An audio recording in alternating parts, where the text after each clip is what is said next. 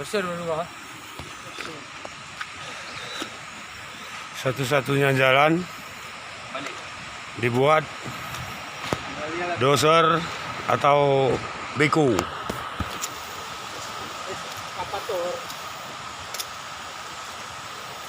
Kalau tidak mampu doser dengan beko,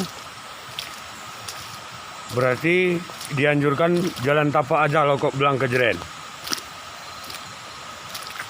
Nah, inilah longsor yang di Konyel.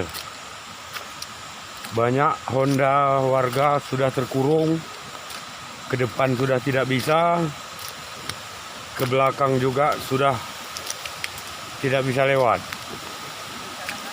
Nah, ini warga kita yang mau mengambil mobilnya yang sudah terkurung Pak Jokowi, di daerah Konyel.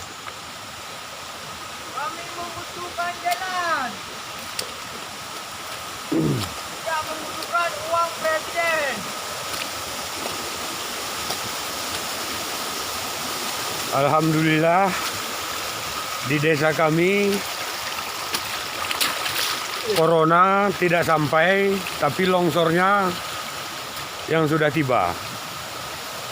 Nah, inilah dia.